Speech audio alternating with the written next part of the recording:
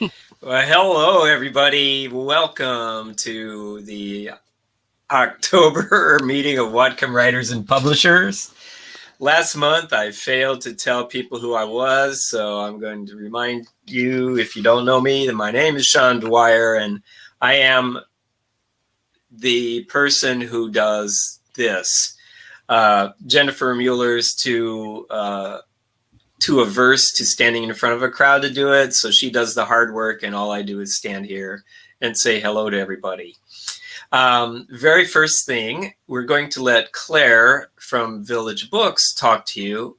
I have a fruit fly in front of my nose. Did you get it? No, I ate a banana earlier, and the fruit fly followed it into the office. So, Okay.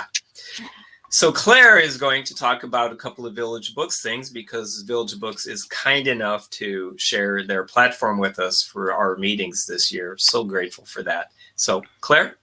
Well, we are glad to do it. And welcome, everybody. I just love seeing all the familiar names that are in the room today. Hello to you all. And to those who I don't know yet, have never met, welcome. We're glad that you're here. A couple of real quick things about Crowdcast. If you're hearing an echo, try putting on some headphones. Turn down the volume of your computer, perhaps, or make sure that you only have one window open in your browser. So, in your house. Yeah, one window open in your house, the bedroom window.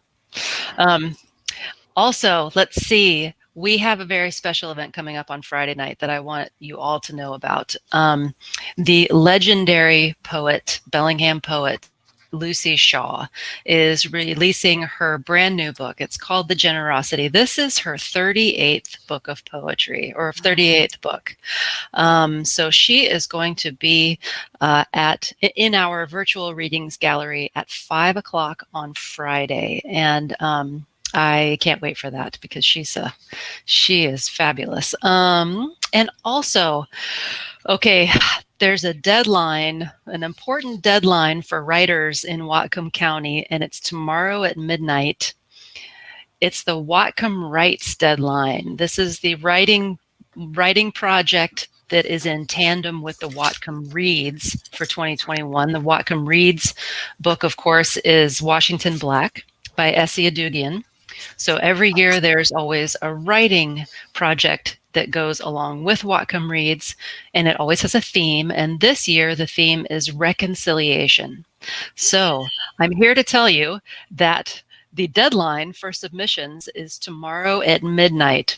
So if you haven't submitted anything, I'm putting in the chat right now the website where you can see the submission guidelines, the deadline, and all that. So I encourage anybody in the room, if you have anything at all that seems like it might tie in to the theme of reconciliation, I encourage you to submit it tomorrow. So enjoy the evening. Thank you for letting Village Books be a part of this. And I think that's it for me.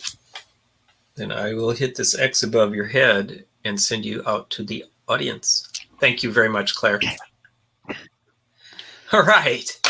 So now I'm going to introduce, well, no, now it's time for our announcements. First of all, I want to make it clear that we're going to continue to do this on Zoom for the foreseeable future, because, you know, they said that it would be better in the summer than in the winter.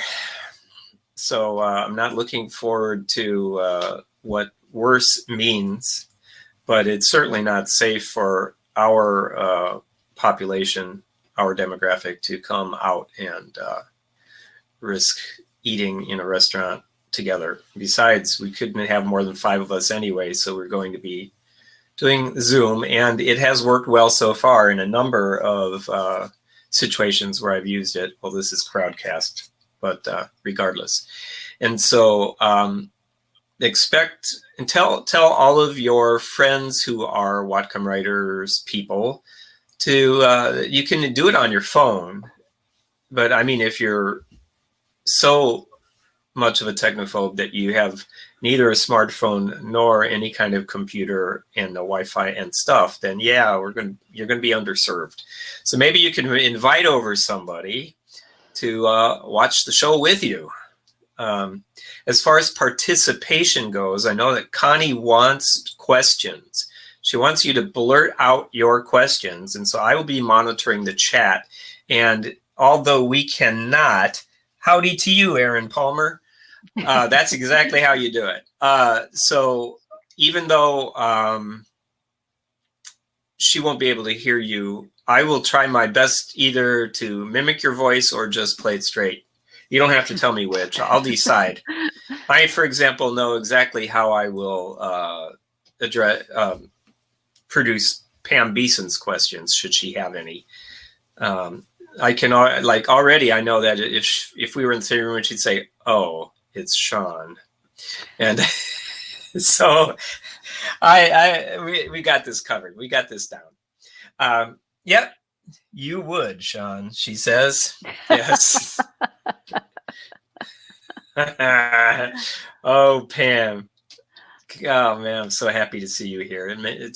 It always makes me happy when you show up for one of these. Just perfect. So as far as business goes, remember that this year we are taking a hiatus from asking for dues. We can spend down a little bit rather than give anybody to be then asking people to pay for the honoraria that we are putting out this year, because if anybody can give anybody a break, this is the perfect time to do that. And we like to think of ourselves as a benevolent organization, and so if you decide you have extra money out of your stimulus check still that you haven't been able to figure out what you could do, you could go ahead and pay $25 for the year, but really it's okay. Is Jennifer Mueller here? Jennifer, are you here? Jennifer, probably. No, she's probably gloating over the fact that she just finished her 120th book, and I'm not exaggerating. Yeah. Peggy Sullivan says it's good to be back at a WWP meeting, and I have to agree with that. So does anybody have a piece of news that you want to share with us? Because I can bring you up for a moment, but you have to put it in the chat first.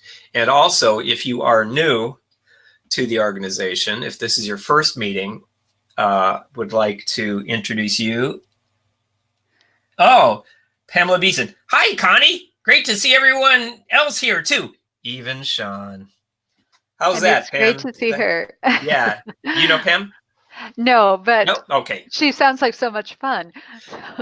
Pam Beeson is a really accomplished thriller writer, a whodunit person, and just one of the writers that I most admire. It's just crazy how good she is. So yeah, we are very fortunate to have her up here.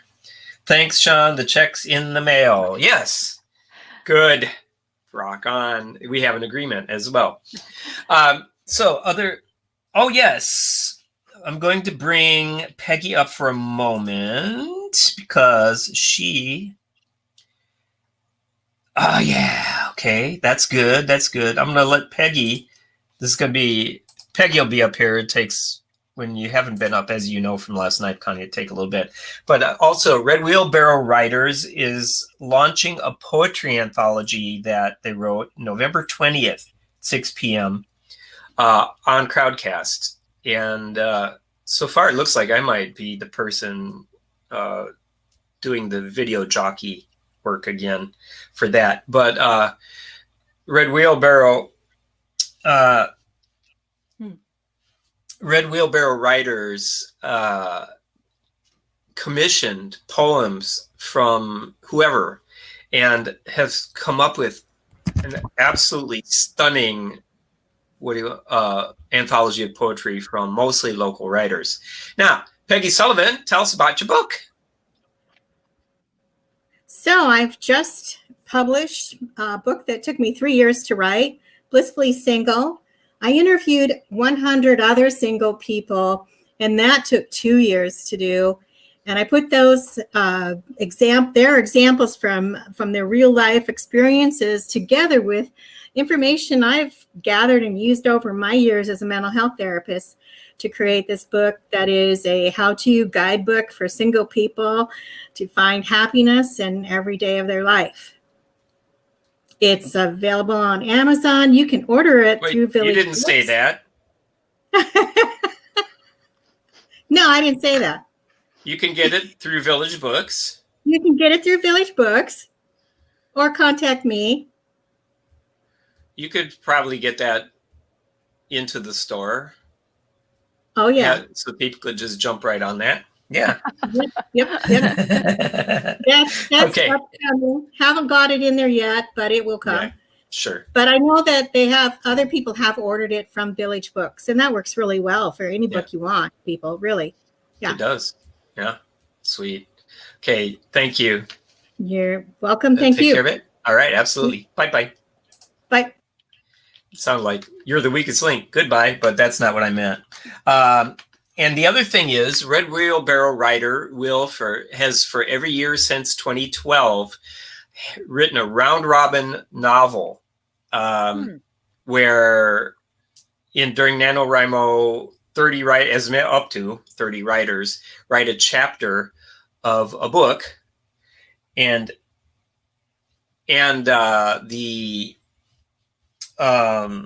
it's basically an improv novel. Go away. Yeah. No, I really do. Yeah, I really do have a fruit fly. I'm not just going like that.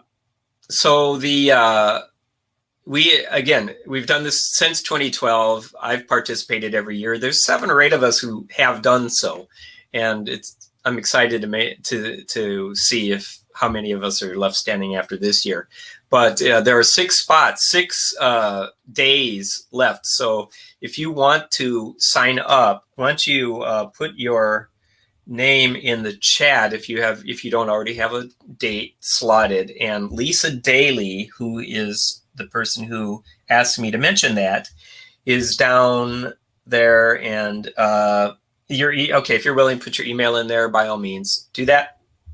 And you only have to write 1,667 words or somewhere in that vicinity, because a few people will go over and a few people are going to go short. Oh, look, Mary Louise Van Dyke wants in. There you go, Lisa. First fruits. Okay. So as far as I know, that's everything that we have to say about Red Wheelbarrow and Whatcom Writers and Publishers. And, oh, look, 2 of them. Thank you, Amanda. Okay. So, Lisa, write that stuff down. And now I am going to minimize myself and focus on Connie. But then, how am I going to, but then I'm going to share things as she wishes. And I will keep track of the chat for you. Oh, good. And Patty Thomas, too. Beautiful. All right. That's 3 of the 6. All right. So let me tell you about Connie now. Connie Hampton Connally is a Tacoma fiction writer. Her novel, The Songs We Hide, set in communist Hungary, has been praised as a captivating masterpiece of historical fiction by Foreword Reviews. An experienced teacher and editor, Connie loves interacting with other writers and helping them sharpen their craft. She has published newspaper articles and magazine stories and is currently writing another novel set in Hungary. She holds a BA in English from the University of Washington and an MFA in creative writing from Antioch University. So, with practically no further ado, I'm going to give you Connie Connally. Thank you. It's good to be here.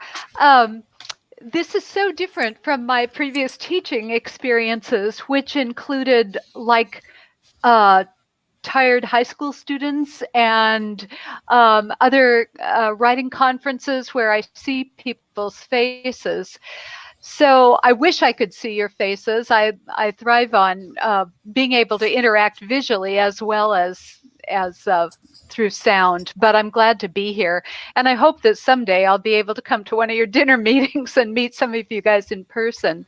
I want to say also, I was delighted to see Lisa Daly here because she helped me with my website and did a beautiful job. And I'm sure that some of you guys have worked with her too. So terrific to have her here.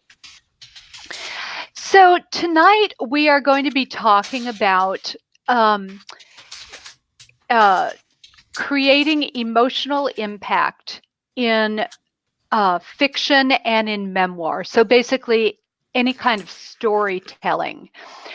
And to begin with, I'm going to tell you a little bit of a story about myself as a writer. About a dozen years ago, I was working on a novel that was set during World War II in a city under siege. And so I was writing along and just felt like, oh, this is I'm telling a gripping story. This is going to really grab the readers. But when I started showing it to my beta readers, they said, what is the main character feeling? And I felt like, what do you mean, what's the main character feeling? His city is falling apart. He's scared. Isn't that obvious? Actually, no, it was not obvious, because even though I had set my main character in a frightening situation, I really had not done enough to show the kind of details that would really pull the reader into that frightening setting and make them go, oh yeah, this is scary. I also had not really pulled the readers into my character's heart. So they didn't know really how he felt. So at that point, I really decided I want to work on becoming better at expressing emotion in my writing. So for a dozen years now, I've been really working on that, and I have some things to share with you that I hope will make it more meaningful for you too as you work on your storytelling. So you guys, Jennifer, I believe, sent you a handout, which I hope you received. If you didn't, no problem. I guess you can find it on the website after the talk or whenever you're able to. So the information will be there. It has the basic outline of my talk and a lot of information on it. I'm going to be working from it. But just by listening, you'll be able to pick up what's on that handout if you don't have it. I will be sometimes asking you for feedback of some kind. So I'm glad that there's that chat line that we can use. All right, so this is the book that I wrote. It was published 2.5 years ago, and it's titled The Songs We Hide. It was published by Coffeetown Press in Seattle. And here is a one-sentence synopsis of it. In communist Hungary, a peasant loses his land, a young mother loses her baby's father, and both are scared into silence until music brings them together to face the agonizing tests ahead. So I like to describe it as a book about fear, love, music, and communism. So it's got a lot of emotion packed into it, or it should, because of the content of the story. So that's what we're going to focus on tonight, is emotion. Okay, so beginning at the with the handout, the part that says a few opening thoughts. Number one, there is no genre that doesn't benefit from emotional exploration. Emotions are part of the story. They may, in fact, be part of your character's growth. They probably will be. Okay, great. And I see a note here that says I'll have Jennifer post the handout at Whatcom Writers and Publishers. Terrific. Okay. Okay, so obviously a romance novel depends heavily on emotion. But even in a mystery, the power of the story is amped up if the detective has some emotional stake in what's happened. So any story becomes more compelling when there is an emotional cost to the protagonist. And I will also say it not only becomes more compelling, but it feels more real to the reader. And they are instantly more drawn in and feel that connection with your characters. So number 2, under opening thoughts, emotions in a story will always relate to both the situation and the characterization. So in terms of the situation, not all fear is just fear. So think about the difference between fear on a battlefield and the fear of losing your job. You know, one more is much more intense and visceral. The other one might be just more ongoing. So that has to be nuanced as you write. Also, think about the difference between anger at someone you can't stand, possibly anger at someone you don't even know, and anger at someone you love. Ouch. So those kinds of differences in feelings are things that you're going to explore in your writing. There's, of course, the little slogan that fiction writers go by, show, don't tell. Does that apply here? Yes, of course. But sometimes our characters' emotions need some nuancing and interpretation. So it's not just a matter of kind of spilling out emotional words. It's also kind of helping the reader to be carried along and kind of buy into what the character is struggling with and how that's going to play out. Most emotion is a complicated mix, and the more you can show that complexity, the more the reader will relate to the story. So there are a number of good ways to show emotion in a story. I'm going to talk about 3 of them tonight. The first one is atmospheric details. Atmospheric details in a story are the descriptive details that show the situation, and they may in fact parallel the character's emotions. They help us to picture the setting, but they also help us to feel the significance of the setting, and we're going to see some examples of that pretty soon. Another thing that we're going to look at briefly tonight is interior monologue, which brings us into the character's minds, and also the character's physical and verbal responses. So the gut reactions, and then the choices and the actions that grow out of that. Okay, let's jump into atmospheric details, and this is where I'm going to have you begin writing on the chat feed. Think of the opening of a movie before the dialogue begins. What might you be shown? Just go ahead and write me a few words.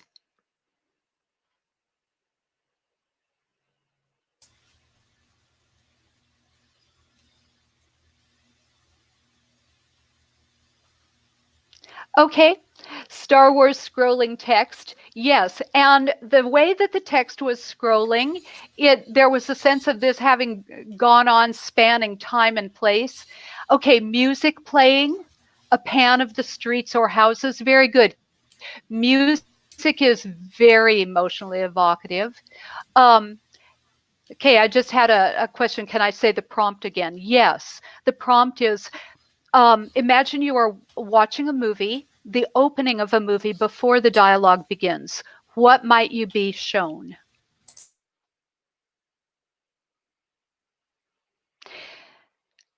A pan of the streets, yes.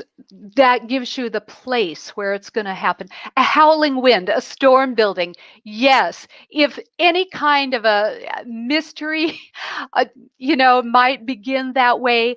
And bad weather is an excellent way to begin a story in a very distressing way. Anything else that you guys can think of?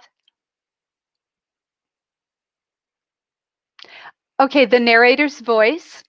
Yes, a lot of times it does begin with narration. Zooming in from a broad pan shot, yeah, starts far back, comes sirens. Yep. And that's going to tell you right away, okay, danger. Mary Louise mentioned a large sagging house. Sounds like Edgar Allan Poe. Yeah. But yes, showing dilapidation, depression, danger. There's all kinds of things that it might begin with, but what they are doing right off the bat is establishing the tone. That is what evocative details do. One thing I want to highlight especially is that very often it's dark at the beginning of a movie. Wouldn't be completely dark because then you couldn't see anything. But if the director wants to give you a sense of danger, foreboding, very often there isn't much light. If there is a lot of light, it might suggest at the beginning that there's a happy scenario, at least right at the beginning. That may change. But those are the kinds of things that create tone instantly. Don't underestimate the power of the setting because it is your protagonist's world. And the reader needs to feel it. In my own example, when I told you about, I was writing about a city under siege and people just kind of didn't get it, how scary it was. So then I began to put in details like the smell of the sulfur from gunpowder, details like blood in the snow, details especially like people carving up a dead horse because they didn't have enough to eat. And then those kinds of details made people go, okay, I get it. This is really bad. So as you write, be thinking about, what does this world look like? What does it sound like? How does it smell? How does it taste? You probably won't use taste as much, but it's when you can, it's important. And what's the feel of it? And I'm not just talking about emotions here. I'm also talking about actual the sensation, hot, cold, texture, pain. Those things really help to create a sense of setting too. The sense setting is the emotional landscape of the story. And how does it change with the scenes and with events? In general, the more uncomfortable the setting, the grimmer the emotions. Sometimes the insertion of a significant detail will help the reader get the point. I am going to read you the first few sentences of my novel, The Songs We Hide. This was where I had to establish what was going on 6 years after World War II in rural Hungary. And there is a significant detail that I will point out after I read this. By the way, the opening of a novel is so difficult to write because you have so much material you have to include, just information. But anything that you can work in that is evocative is really important. Okay. 6 years after the war was lost, the spring harrowing still turned up bullets and mortar shell pieces in the fields every March. The farmers of Hevish County had grown used to this happening. The war's detritus was easier to live with than the shortages that should have ended by now, easier to deal with than the produce quotas for the good of the people. Peter Benedict, 22 years old, kicked away a gray shell fragment as he led 2 plow horses up the long, narrow field of newly sprouted wheat. So I'll stop there. It was the gray shell fragment in the dirt that was the significant detail there. 6 years later, the war was still being felt in the farmers' fields even. Those are the kinds of things you want to try to include, and be cognizant of that and be watching for them as you write, as you do your research, if your story involves research. And now we're going to look at a page from All the Light We Cannot See by Anthony Doerr. And this is also a war story. Sean, can you go ahead and put that on the screen now?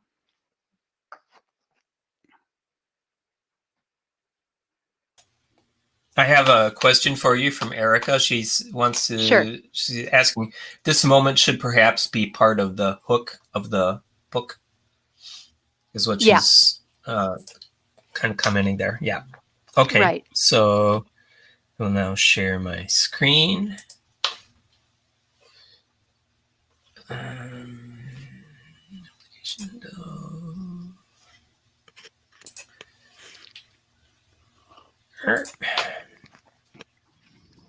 Here we go. See that? All right, so I hope you guys can read this. I am going to read it aloud, and please follow along. The situation here, this takes place in Paris during World War II. Okay, I'm getting messages that it's really tiny on their screen, Sean. If we can correct that, that'd be great. But if you can't see it, just try to listen, and I think you'll get it. A thumbnail. Okay.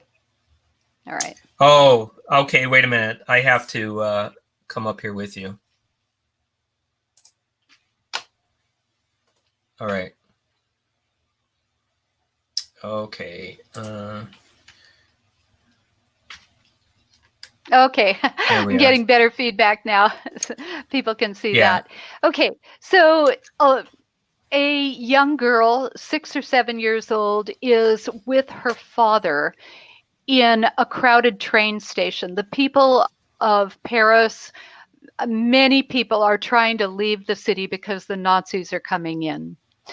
The little girl is blind. So she's asking her father about the details. And as we read this, I want you to listen for all the different ways that the author, Anthony Doerr, has communicated fear or trouble, just creating a sense of things are not right, this is scary. So be watching for those. And then I'd like you to, just some of you write those down on the chat space. Just a couple of words is all we need. Okay. So, in a minute, they find themselves amid another throng. Voices echo off a high wall. The smell of wet garments crowds her. Somewhere, someone shouts names through a bullhorn. Where are we, Papa? Gare Saint-Lazare. Pardon my French, I'm not good at it. A baby cries. She smells urine. Are there Germans, Papa? No, ma chérie. But soon? So they say. What will we do when they get here? We will be on a train by then. In the space to her right, a child screeches. A man with panic in his voice demands that the crowd make way. A woman nearby moans, Sebastian, Sebastian, over and over. Is it night yet? It's only now getting dark. Let's rest a moment, save our breath. Someone says, the Second Army mauled, the Ninth cut off, France's best fleets wasted. Someone says, we will be overrun. Trunks slide across tiles and a little dog yaps and a conductor's whistle blows and some kind of machinery coughs to a start and then dies. Marie-Laure tries to calm her stomach. But we have tickets, for God's sake, shouts someone behind her. There is a scuffle. Hysteria ripples through the crowd. What does it look like, Papa? What, Marie? The station, the night. She hears the sparking of his lighter, the suck and flare of his tobacco as his cigarette ignites. Let's see. The whole city is dark.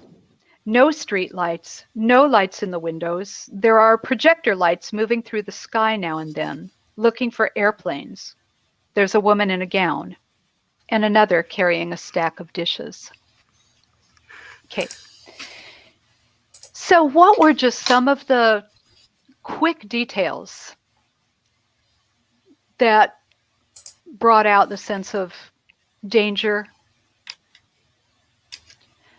Okay, Pam, thank you. She writes, shouting through the bullhorn, worried about the Germans, hysteria ripples through the crowds, projector lights, searching for planes. Yes, excellent.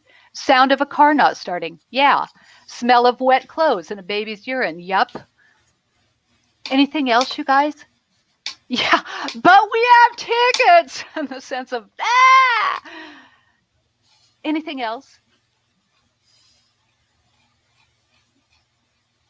Okay, those are excellent. And if we kind of went through with a growing panic, yes, I want you to notice that Anthony Doerr was not afraid. I mean, he did show, not tell, but he did go ahead and tell us the words hysteria, panic. If we kept on reading, there's the word fear on the next page. So it's okay to say those, but you just have to show it too. But these are all things that really communicate the sense of panic all around her. And the tone is almost kind of omniscient.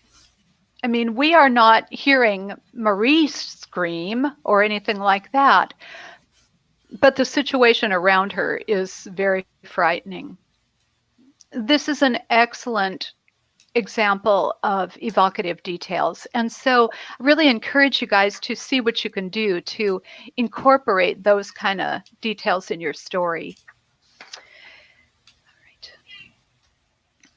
All right, so item number 2 on our handout here, interior monologue. Interior monologue is related to what some writing teachers call free indirect discourse or free indirect style. It can sound a little bit stream of consciousness sometimes. The images and thoughts going through the character's mind. Interior monologue consists of the character's mental reactions and unspoken thoughts. The language of this should sound like the character. And it might quite possibly be fragmented, unpolished. It may seem a bit like stream of consciousness, but it is more focused.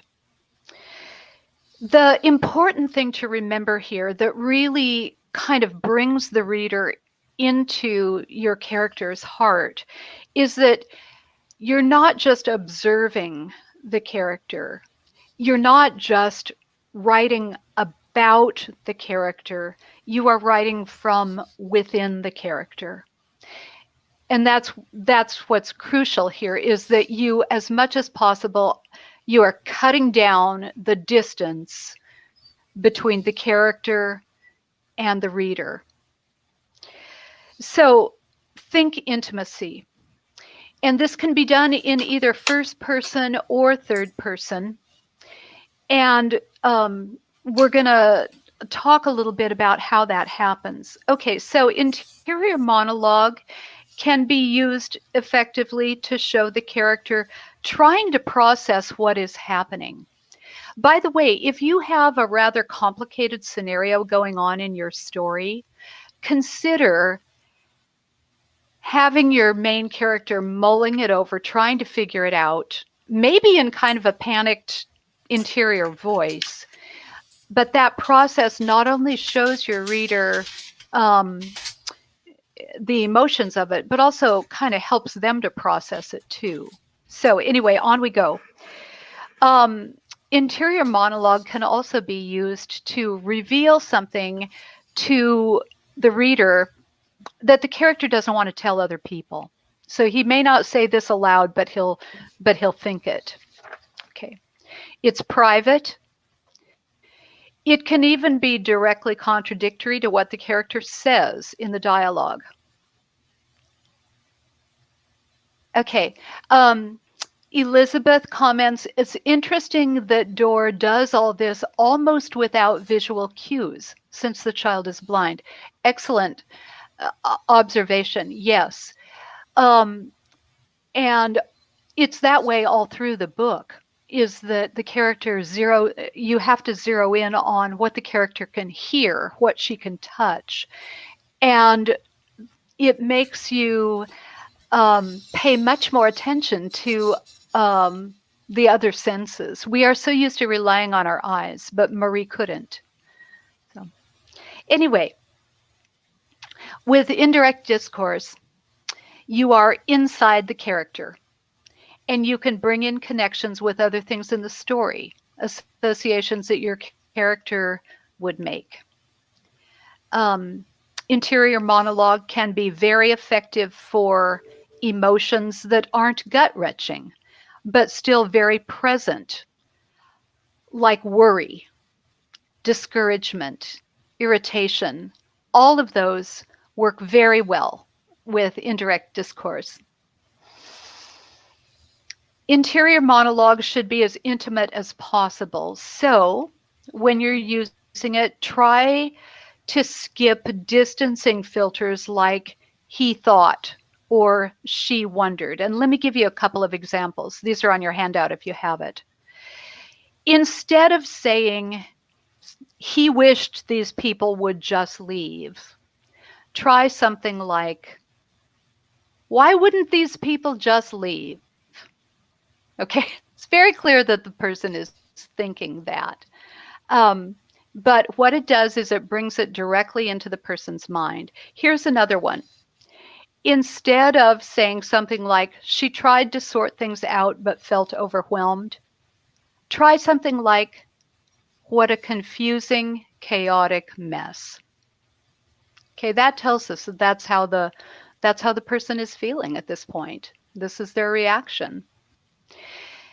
Interior monologue is often used between action scenes. Not always. It can be used in the middle of a dramatic scene, but it has to be kept quite short. Interior monologue is not a passive break. It should advance the story. Your character is trying to process things, and very often the next step will be an active response. Okay, so you guys, I'm going to read you another brief passage from my novel, not because this is, the world's best example of interior monologue. It's not, but I have the advantage of being able to tell you how I made the decision to write it that way. So let me read you just a short excerpt. The situation here is that Peter, whom you met a few minutes ago, has come to Budapest for a manual labor job. When he gets to the city, he discovers that the uncle that he had planned to live with is no longer there, and a neighbor has told him that, well, your uncle was taken away by the secret police. So in this snapshot, of course, Peter is afraid because of what happened, but right now what he's dealing with is what's directly in front of him, which is he's trying to figure out what to do. So here he is.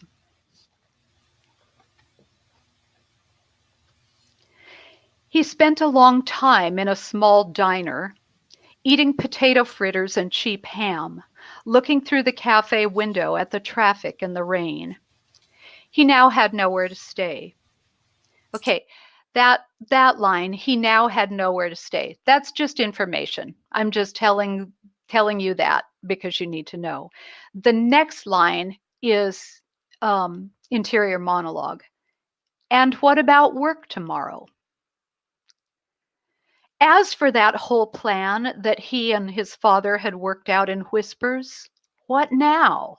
Okay, there we go on with him kind of questioning, asking himself, wondering, maybe he should telephone Apa. Apa is the Hungarian word for father.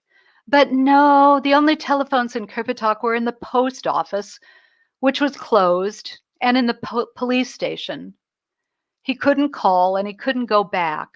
Now, the next line is very much interior monologue. Lord, was he going to have to spend another night on a train station bench? Did they throw people in jail for that here, just like they had dragged an old repairman out of his apartment? Then the words of the gypsy came back to him. This is the person he had met. Good people, musicians, near the operetta theater. Okay, so now he's reminded, okay, well, there was a thought, and now it goes on again with his interior questioning. But wasn't it stupid to trust a gypsy's word? And anyway, if he did manage to find these people, why would they trust him? What was he supposed to say? I'm Peter Benedict and my uncle has disappeared. No. I'm Peter Benedict and I'm from Krpitok, where his father was not supporting the economic plan. No. Yet he pushed aside his empty plate and unfolded the Budapest map he had brought. So going through this kind of question and answer almost with himself,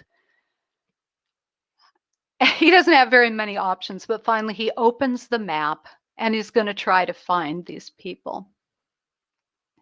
So that's an example of interior monologue, and I really encourage you to work with it because it's a wonderful way of just bringing the reader straight into the voice, into the head and the heart of the character. Okay, here's a good question. Patricia asks, does one put the interior monologue in quotes or italics? Sometimes, depending on what it is, you don't have to do either. Do not put it in quotes because it will look like dialogue. And the reader will think that your character is saying it aloud. So don't put it in quotes. A lot of people like to put thoughts in italics, and you can do that. I don't usually do that unless it's a direct thought. And I will try to draw the distinction for you. When I say, okay, it's in Peter's point of view. When I say, what was he supposed to do now?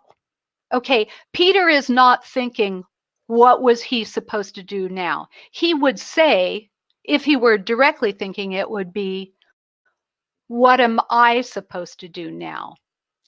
But it's not that way. I'm putting it in third person. So I prefer not to use italics there.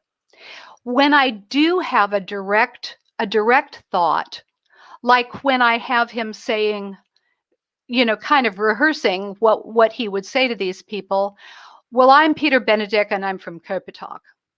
I did put that in italics because that is his specific word for word thought. I will say, though, that different publishers have different ways of doing this. I would encourage you to do it the way that seems to make sense to you, and then see what your publisher wants to do. Okay, Pam Beeson says, I use italics only when my character is giving herself a lecture. Okay, good point. Like, get it together, girl. Okay, yes, that's an exact mental statement. So that would be a very good use of the italics. And I would use italics there too. Great question. Comes up all the time.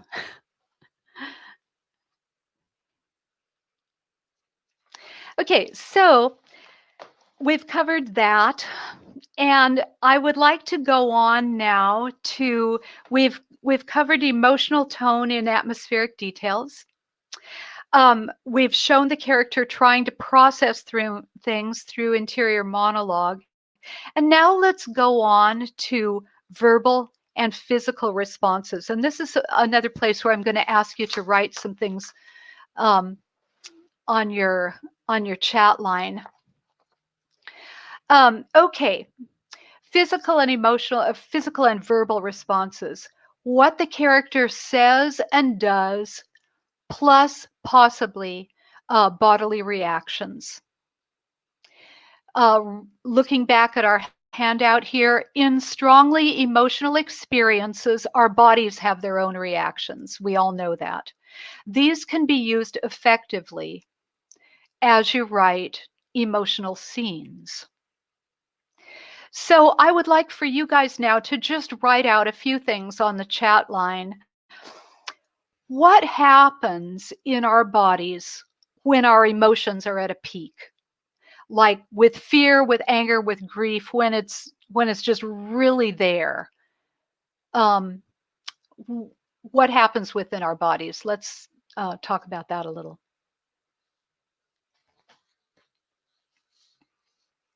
Okay, raising one or both eyebrows, or knitted or clenched teeth. Yes. Okay. Heart tripping like a hammer. Yep. What else? No. Oh, I love it. Sounding more like me all the time. Nausea, headache, muscles tightening. Yes. Jaws clench, shoulders move up. Yes. What else? Shaking, trembling. Yep. Palmar or other sweating, muscles contract, hyperactive, throat feels like it's closing. Yeah. What else? Anything else you guys thinking of? That's an excellent start. Your voice tightens. Yeah. Shortness of breath. Mm-hmm. Sweaty palms. Yeah.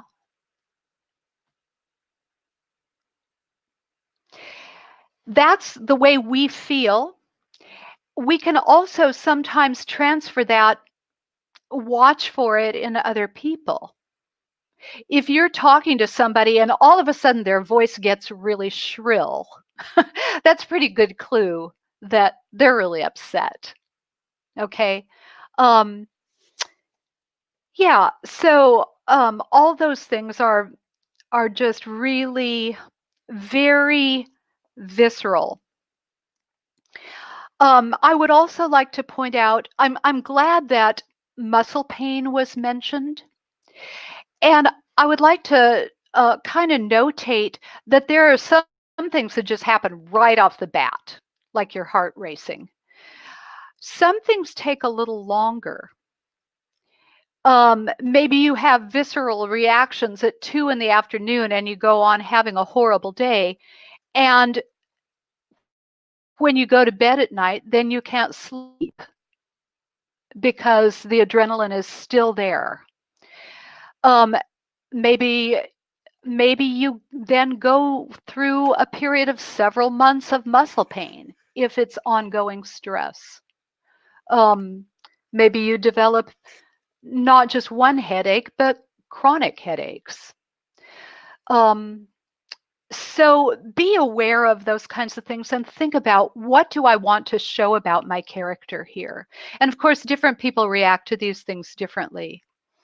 My husband's signals are very different from my own, but it's, you know, the better you know your character, the better you know how he or she is going to react. Now, those were all great things to mention. Please, you know, go ahead and incorporate those into your scenes.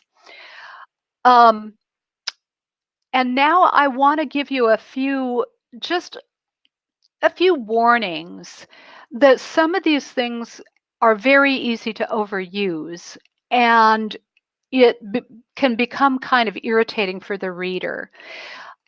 So I'm going to mention these things, and I'm going to go kind of slowly with it so that if you want, you can write them down. It's up to you. But here are some things that are very, very much emotional cues, but you don't want to overdo them. The first one I'm going to say is tears. This is a really, really hard one and really easy to overuse, especially if you're writing a story that just has a lot of tragedy in it, which you may be. A good friend of mine has just finished writing a story set in Norway during the bubonic plague.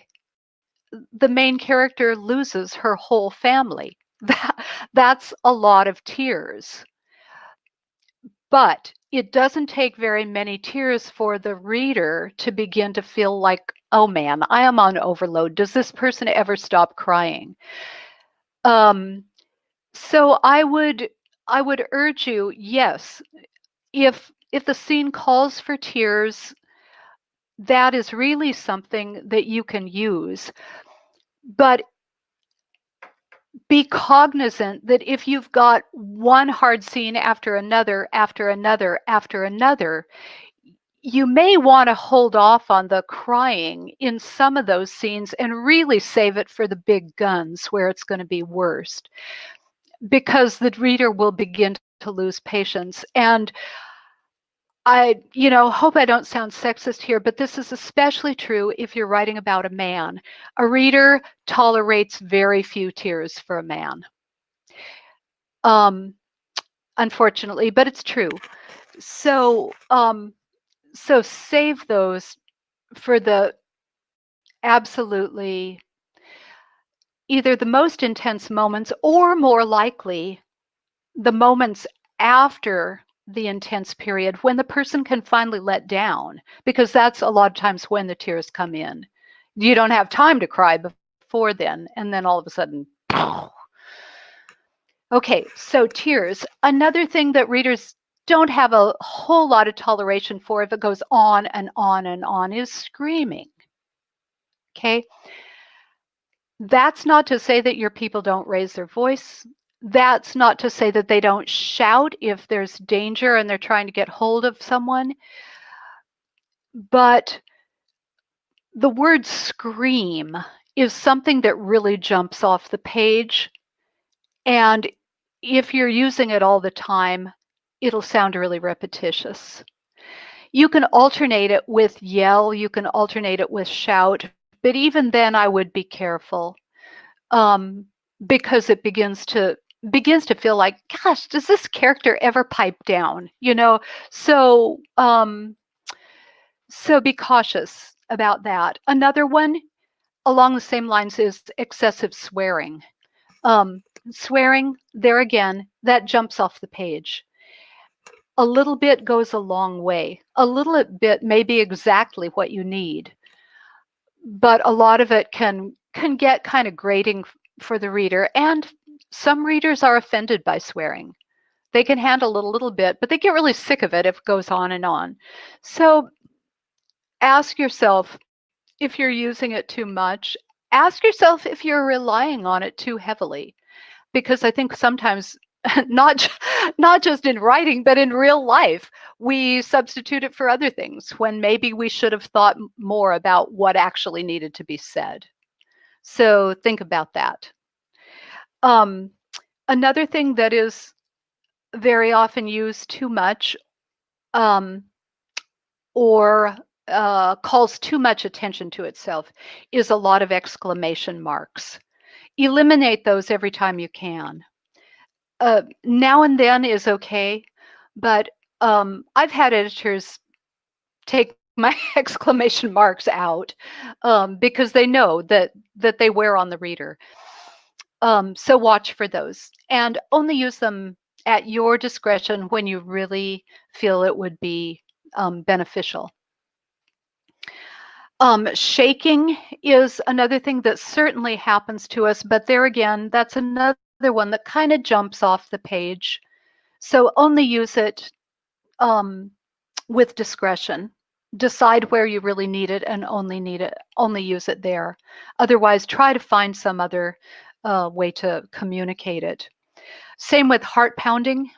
That's very, very visceral. And gets a point across very clearly. So do use it if that's the situation, but don't overuse it. And then I'm also going to throw this in while we're on the topic of things attracting more attention than you might really want, is think about that when you're writing about sex. That is another one of those things that it's just so visceral that the reader remembers it. And so it's not like you can have it happening all the time and the reader kind of blows it off. It has a very strong cumulative effect. And be very careful of the details that you go into, because those also are extremely personal. That's not to say don't use them.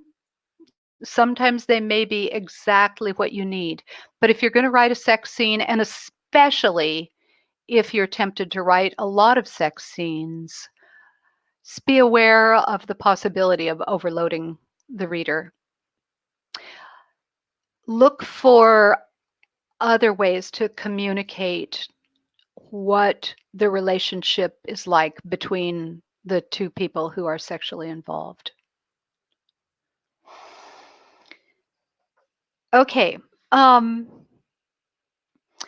Now, going back to what I've put on the handout here, a character's words and actions will grow from his or her thought processes and perception of what is going on. Sooner or later, there will be words and actions growing out of those emotions. The first reaction may be more visceral. Build on what you've shown of the character and the situation. These physical reactions, like sweating or something like that, are fairly universal, but the degree will vary between people and between situations. And here I want to say, in terms of, saving your big guns and making sure that you have enough ammo for when you really need it, your story, if you have done things right, you want a crescendo in the tension so that the climax of your story is really dramatic. And that is probably where the emotions are going to be the most intense. But if you've had emotions going like this 3 times in every chapter, what are you going to crescendo to? So it's kind of like, a horse with reins. Hold back in the beginning a little bit. I mean, you are the judge of this. You have to think about what your story needs. But really do try to have a progression of tension and a progression of what you show in terms of the emotional responses. Okay, so sometimes the character will be cautious in words and actions, sometimes careless, sometimes downright irrational. But this can all be used to reveal what the character is feeling, and it can help the reader relate. Remember that what a character says might not be accurate, and that's okay. the character might not want to say anything at all if he or she is really stressed, and that's okay too. The more upset a person is, the more likely he or she is to mess up with words or actions. So a quiet person isn't necessarily going to start yelling. Maybe the person will become even more withdrawn, maybe even silent. Reactions will also be affected by how much the person trusts the other people that are there. Does your character feel okay about letting down? If your character does not feel okay about letting down around these people, then your character is going to shut up. Those of us who are parents, you probably have had the experience of maybe your teenager just really lets loose, dishes out on you, and your friends say, well, they must trust you or they wouldn't have let out like that. And you feel like, oh, great, thanks. But it's true. I mean, we don't usually lash out around people that we feel threatened by. So keep all that in mind. By showing what your character says and does and chooses, you are revealing this person as actively participating in the events, as opposed to just being passive. They've got to think things over, but you can't let them just think things over forever. Sooner or later, they've got to do something. And your reader appreciates that because your reader does not want a passive protagonist. They want to see something happening, something being done. Even if your character screws up, you know, you might make really wrong choices in what he or she does. That's okay. I mean, you as the author have the task of correcting them then, but they do not have to respond perfectly. And if they do, they're probably not going to come across realistically. Now, I want to have us read one more passage. And Sean, can you go ahead and put the other one up there on the screen?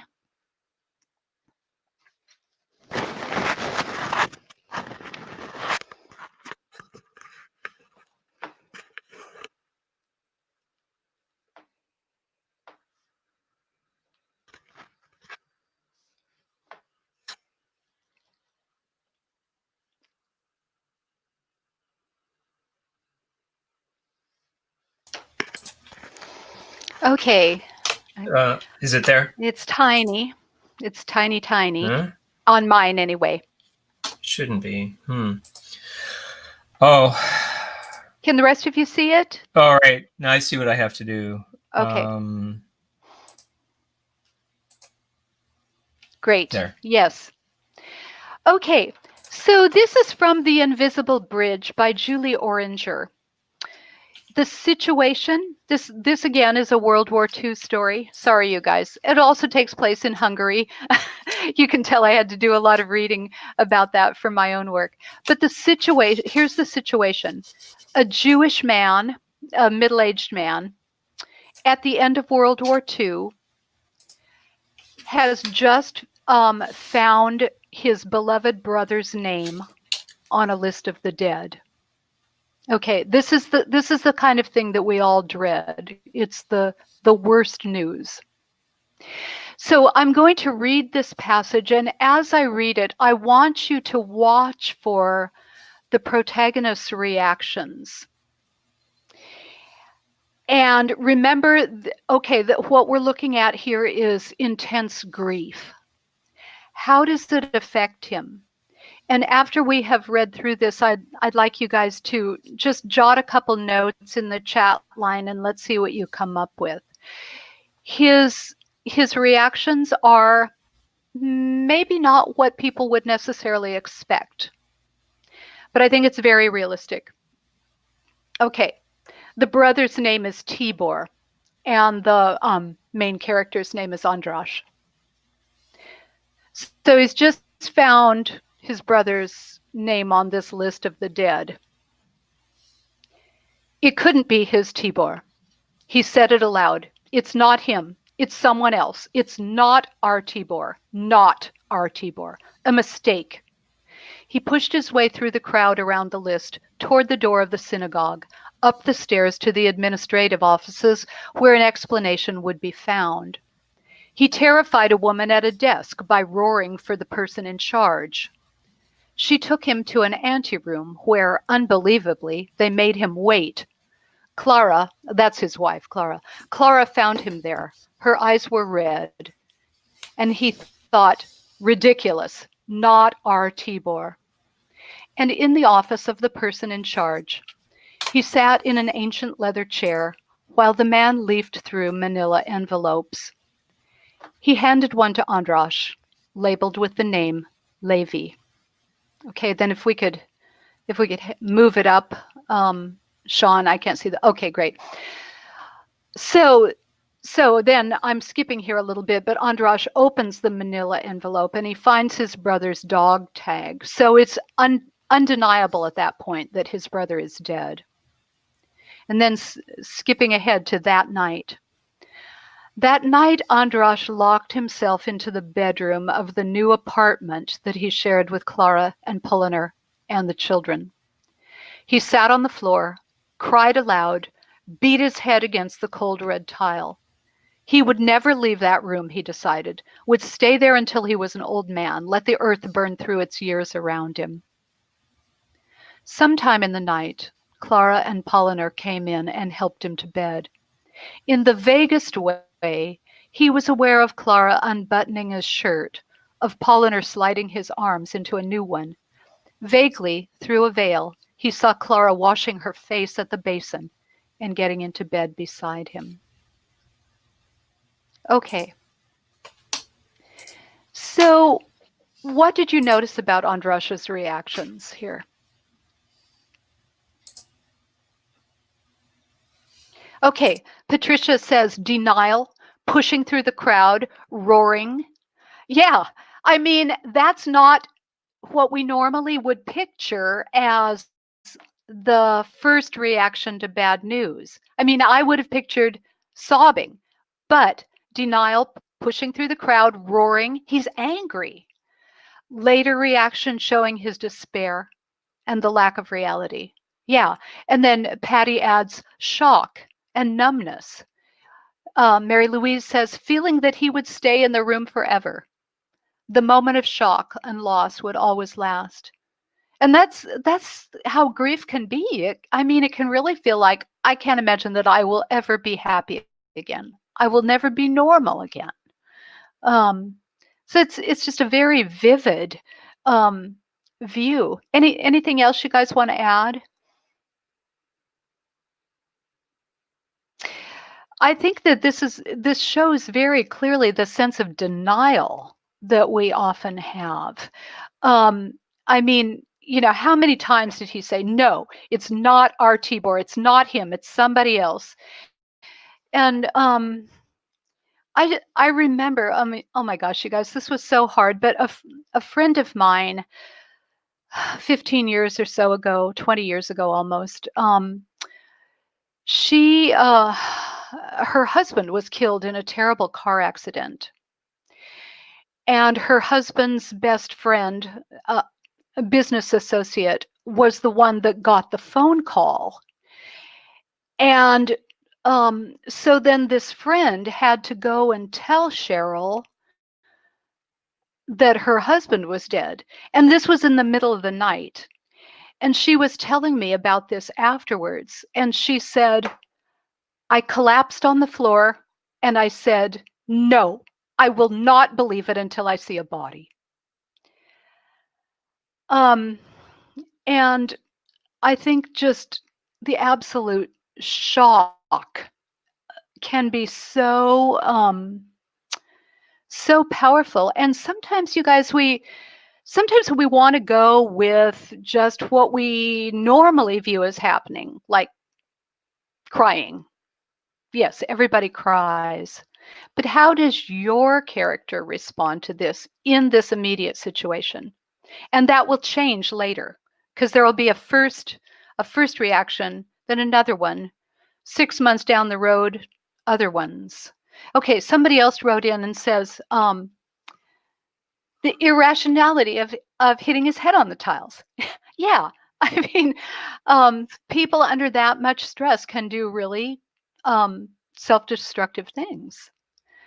So anyway, all of those possibilities are, are yours to choose from, depending on what kind of character you're writing about and what the situation is. Well, I just want to give one final thought. You guys, I think, have been a great audience. I can't see you.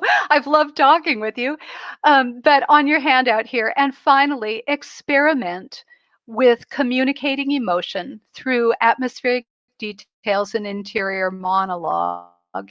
You may be surprised by what you discover. Try incorporating these discoveries as you develop action and dialogue scenes.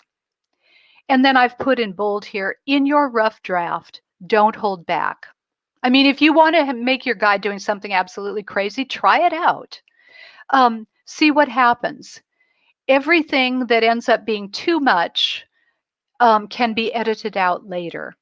But first, give yourself permission to spill it out. And everything I said about, don't have them cry too much, don't have them yell too much. If you want to put it in the first draft, do. And then later you can decide, okay, where do I really need her to cry? Okay. Any other questions, you guys? I'm done with my outline. Is there anything you would like to ask?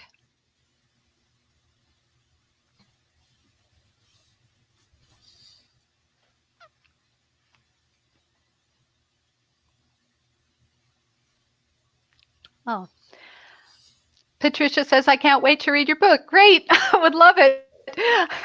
And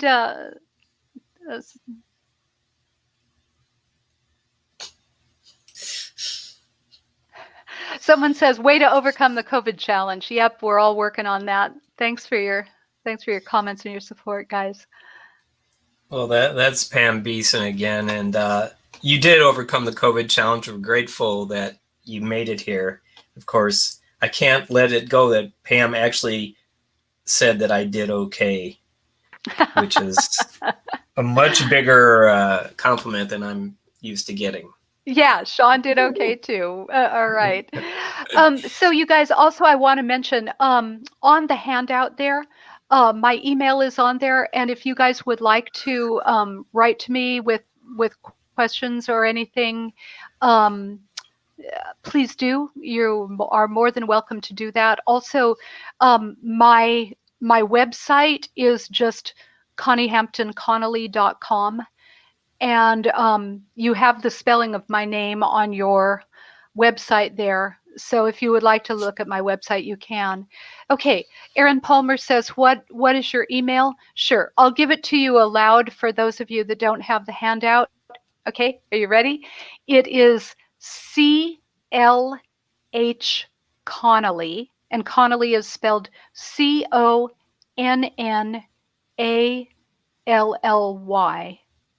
@gmail.com. So clhconnally@gmail.com.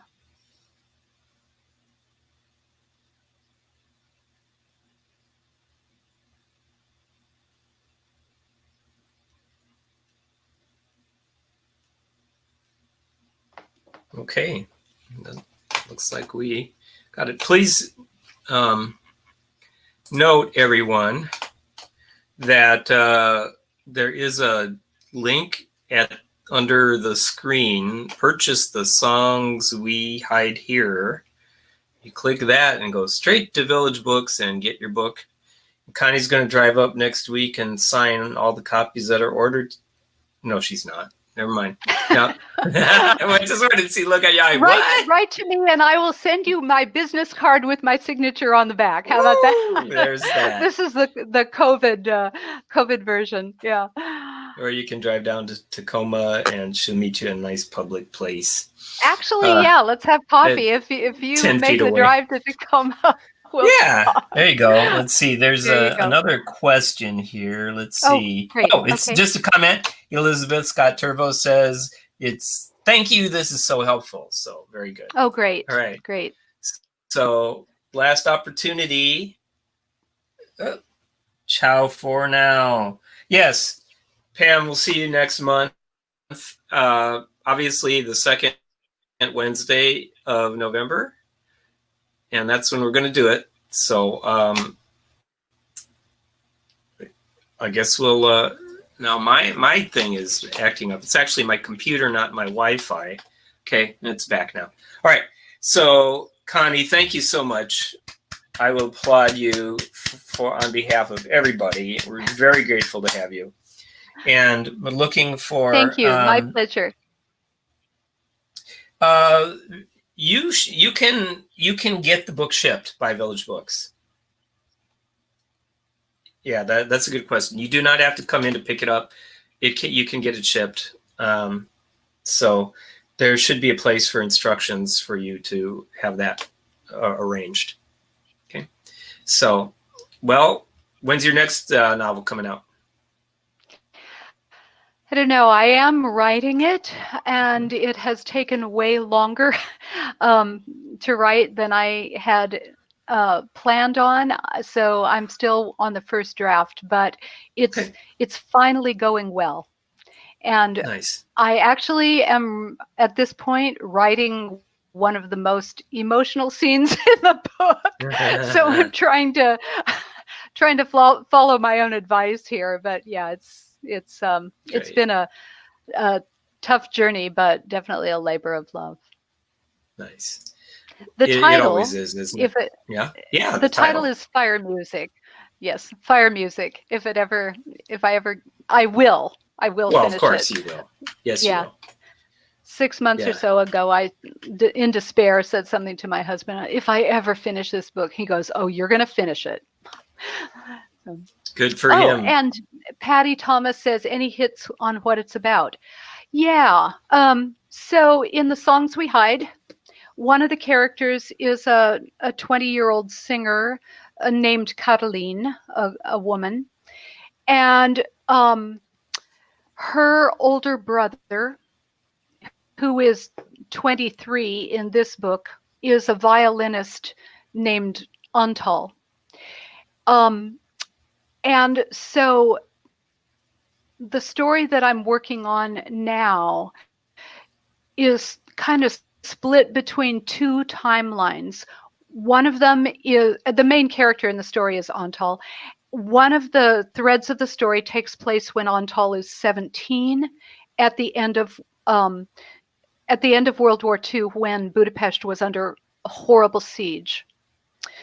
The other thread of the story takes place 2 generations later, when Antal is 78, and younger members of the family are asking him, what the heck happened that you are not talking about? So that's what it's about. It's been a challenge because it has 2 separate sets of characters, 2 storylines. What was I thinking when I chose this topic? But it really has been rewarding to write it. Cool. Perfect. Thanks for asking.